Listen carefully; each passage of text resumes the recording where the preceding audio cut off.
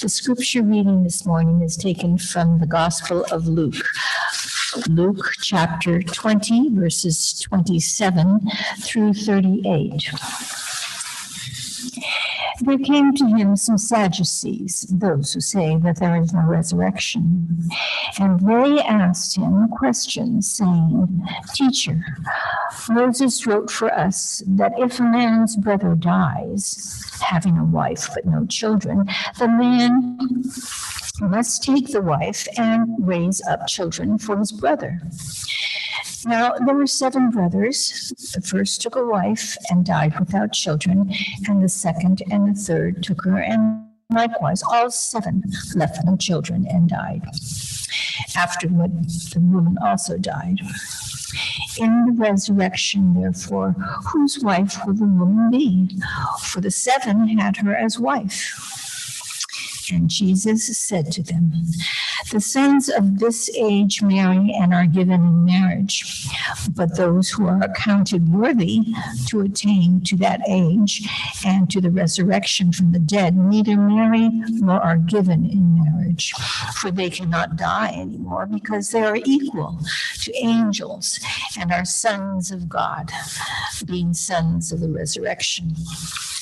For that the dead are raised, even Moses showed in the passage about the bush, where he calls the Lord the God of Abraham and the God of Isaac and the God of Jacob. Now he is not God of the dead, but of the living, for all live in him."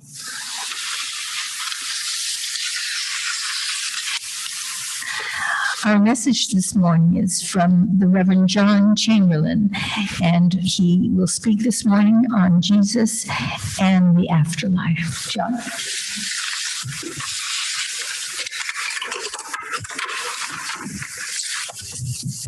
Thank you very much.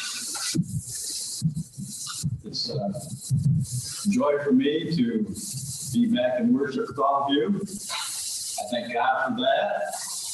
And I thank you for welcoming me to your pulpit.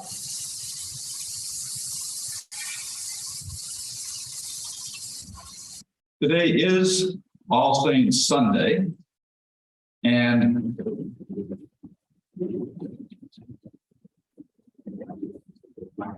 when we gather around the Lord's table today, we do so particularly conscious that we are in fellowship not only with the saints below, but also the saints above. The first Sunday of last month was World Communion Sunday. Then we celebrated the fact that as we gather around the Lord's table, we're in communion with sisters and brothers around the globe. And every Sunday that we gather around the Lord's table, we're in communion with all the saints above and the saints below. But this week is just a little special emphasis on the saints above. Today's lectionary reading is really, I think, pretty strange, rather bizarre. Here we find Jesus in the temple at Jerusalem, arguing with the Sadducees, who were the religious conservatives of his day. The Sadducees were elite establishment types, drawn largely from wealthy, aristocratic, priestly families. They both controlled the temple, and they dominated the governing body of the Jews, known as the Sanhedrin. Theologically, the Sadducees were biblical fundamentalists. That is, they accepted nothing that wasn't explicitly found in the scriptures. Furthermore, they only accepted the first 5 books of the Bible, known as the Pentateuch, as being authoritative. In contrast to this, the Pharisees were the liberals. In addition to accepting the first 5 books of the Bible as the definitive revelation of God's will, these books are also known as the Torah, or Law of Moses. But in addition to accepting those books, they also accepted the prophets and various other writings, such as Psalms, Proverbs, Job, Lamentations, Daniel, and so forth. They accepted other writings in the Bible as normative witnesses to their faith. Now, it was this group, the Pharisees, that finally determined the contents of the Hebrew Bible and our Protestant Old Testament in the year 90 of the Common Era, after the temple in Jerusalem had been destroyed. By this time, the Sadducees had lost influence, since their religious life was so narrowly focused in the temple. You see, it had been their belief that Israel's covenant with God was to be maintained by performing the proper, ritualistically prescribed sacrifices in worship. Yet, with the destruction of the temple, their reason for existence kind of disintegrated too. The Pharisees, on the other hand, were a non-priestly lay movement whose piety was centered in the law. Thus, they survived the temple's destruction and became the predominant expression of Judaism. In addition to revering the written law, the Pharisees also recognized an oral tradition, which allowed them to reinterpret the Torah to keep it relevant to the ever-changing circumstances in which Israel found herself. And this proved useful, not only after the destruction of the temple in Jerusalem in helping people to adjust to that, but also earlier, as Israel moved from a rustic rural society to one that was increasingly urbanized. Still with me? Now, one of the areas of doctrinal disagreement between the Pharisees and the Sadducees had to do with the belief in the resurrection of the dead. The literalistic Sadducees denied this, since it was nowhere explicitly mentioned in the Pentateuch. On the other hand, the modernist Pharisees championed this notion, arguing that this belief was implicitly implied in certain passages, such as the book of Daniel, Psalms, and so on.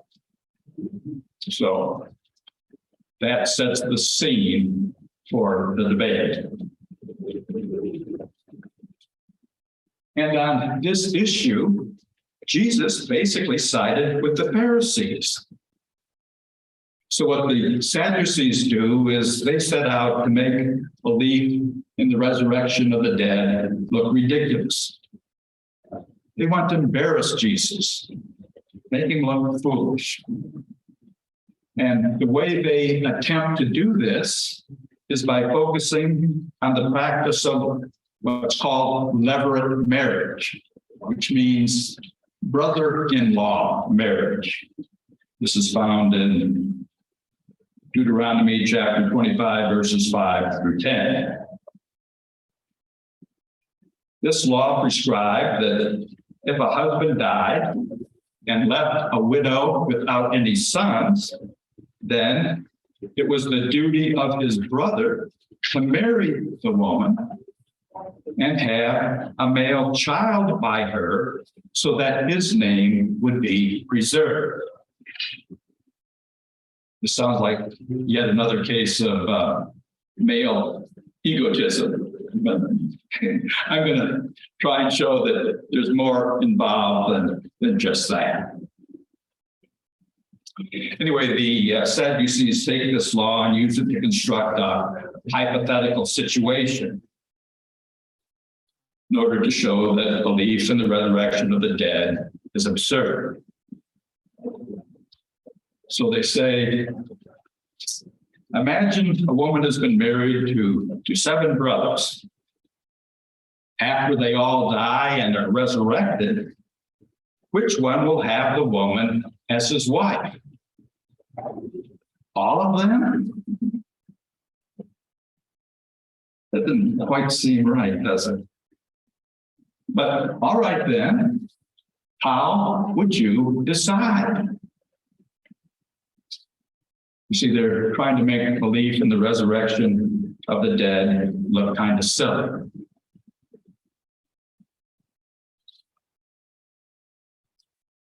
Now, it's important to have a little historical background here.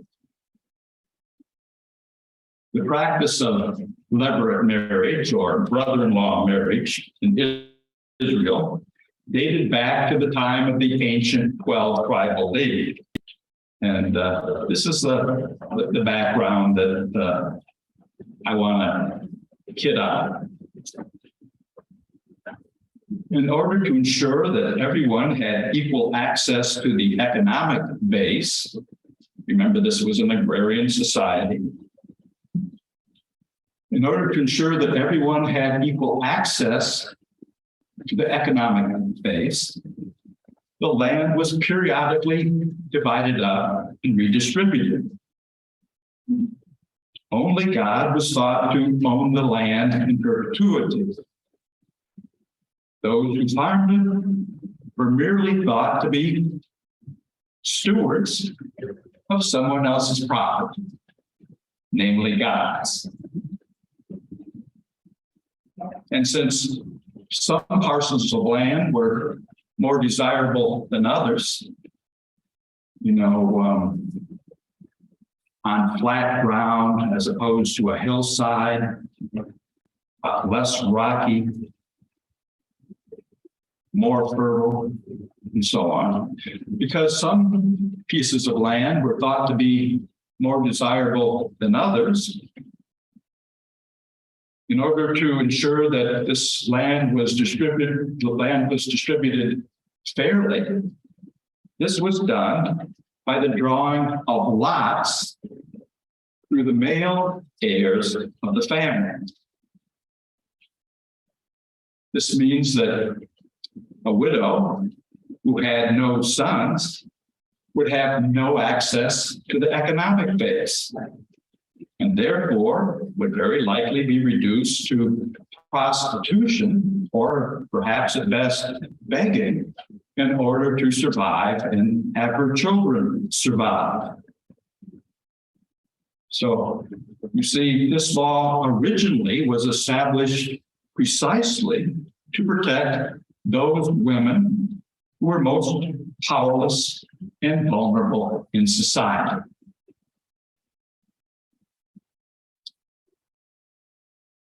Now, since most of us no longer live in we no longer live in a base subsistence, hand-to-mouth kind of existence. And since we no longer have to do that, we look at this law from the point of view of our own cultural presuppositions, and we think, oh, goody, lucky brother-in-law. He gets to have more than one wife. Some people think that. Yet this is to project our own cultural assumptions onto a situation where they don't actually apply. You see, more often than not, the taking of another wife posed a severe economic hardship for a man's family, one that was already struggling just to get by. That's the reason for the law.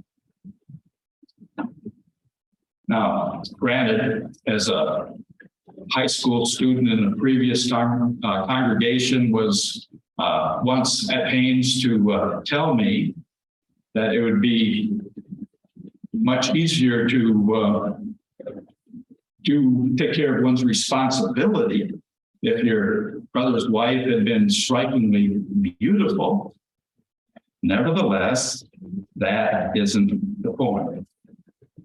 Rather, the point of the law was to encourage men to fulfill an obligation that they would otherwise, in most cases, would have wanted to avoid.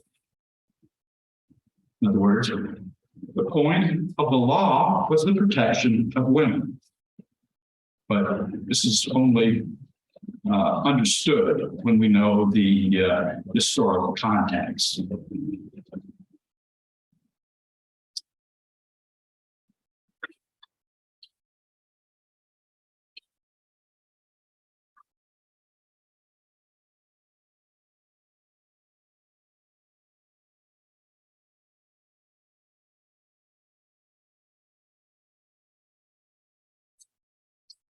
Well, anyway, this kind of analysis can also be brought to bear on the question of belief in an afterlife. This question, too, has a historical context. Although popular belief in some sort of survival after death seems to have persisted in Israel, as evidenced by the existence of so many regulations prohibiting participation of rituals pertaining to the dead that are contained in the Old Testament. Despite this, basically, the Sadducees were correct. There is no affirmation of such a belief that can be found in the Pentateuch. And so the question immediately becomes, why?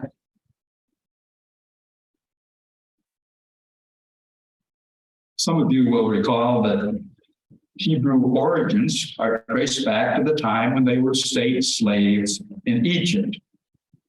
And of course, the Egyptians had an elaborate cult of the dead. Now, those who had witnessed the lives of their loved ones crushed and broken under the burden of building extravagant tombs for the pharaohs, known as the pyramids, it's easy to understand why the ancient Israelites were anxious to renounce any such cult of the dead as being incompatible with their faith. They thought it was incompatible because with their belief that the lavish resources that went into such practices ought rightly to be used to help the living. Hence, the official intolerance for rituals of this sort.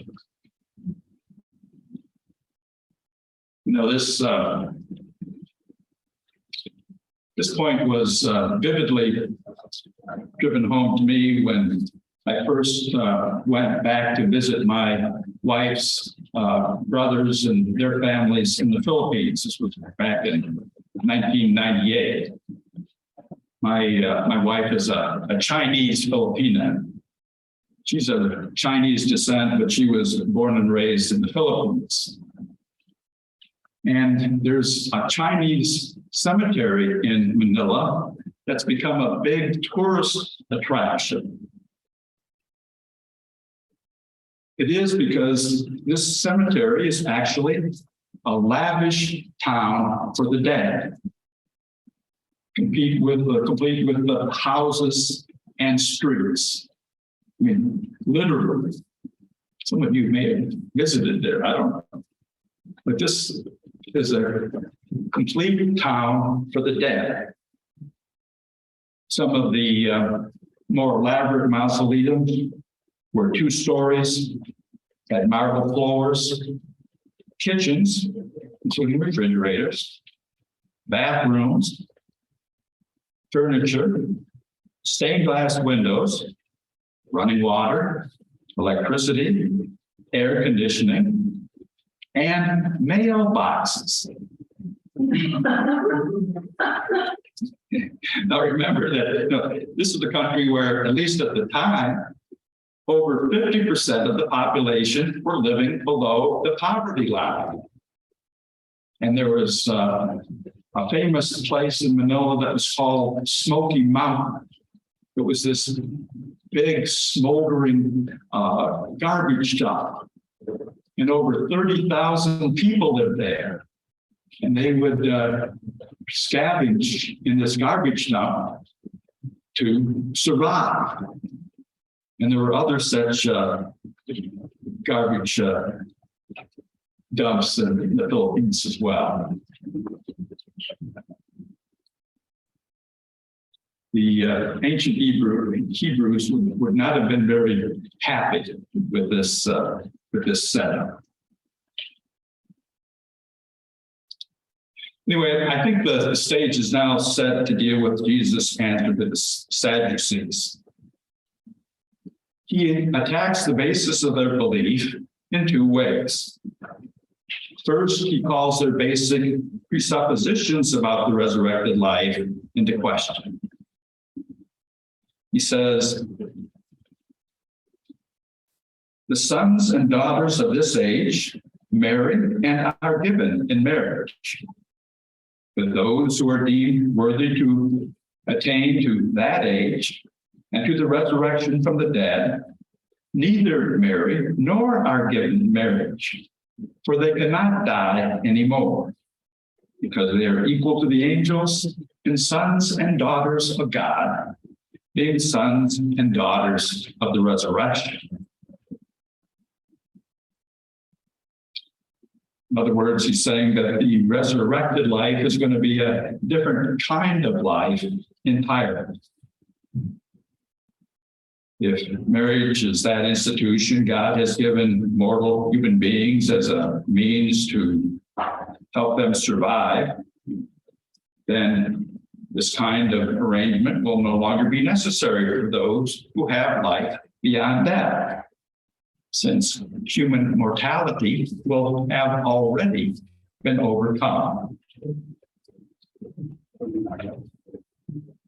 In other words, it's a mistake to assume that the resurrected life is going to be a carbon copy of this one. God may have some surprises in store for us yet. Resurrected life is going to be a completely new form of existence.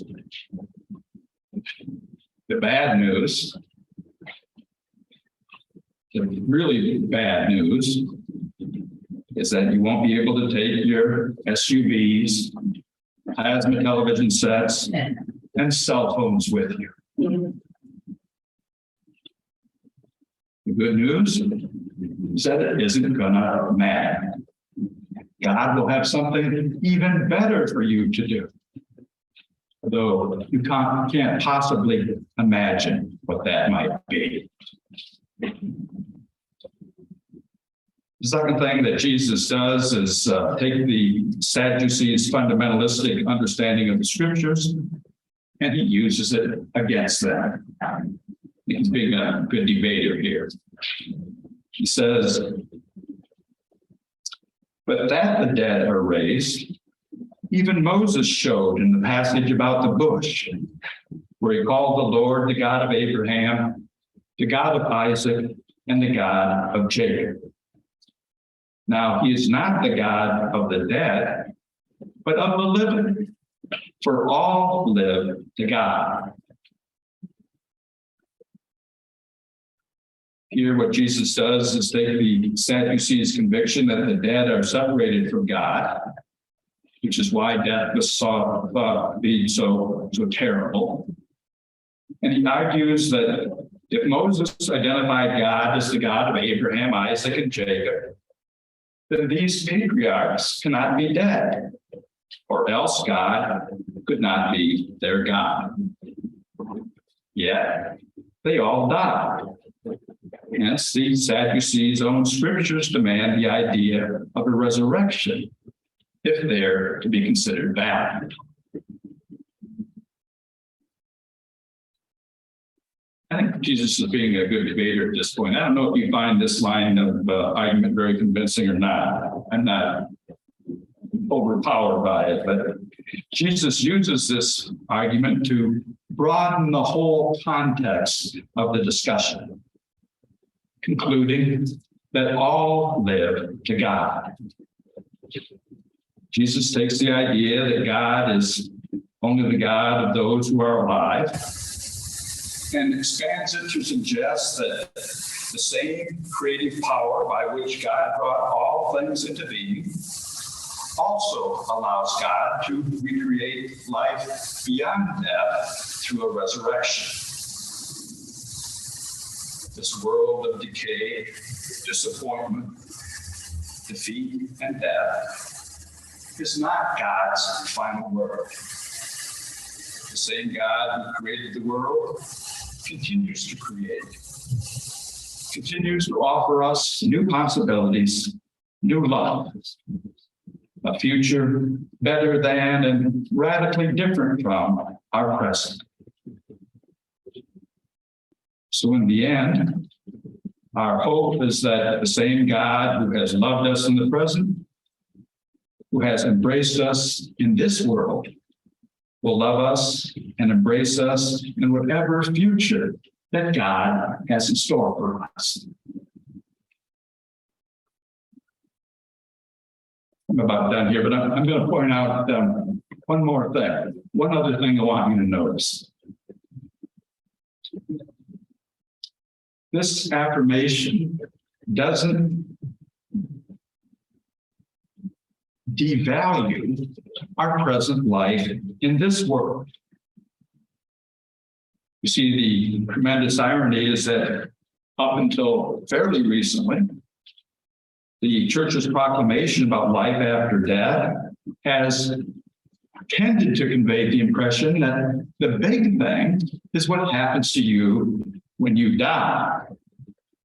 And this is precisely what the early Hebrews were at pains to prevent. Jesus' basic stance was that no human being, living or dead, is beyond the power of God's beneficent care. All live to God. So don't be putting limits on God's love and care. In fact, he's basically saying, do you think your mother who gave you birth is going to kick your teeth in the end? Well then, what's the word?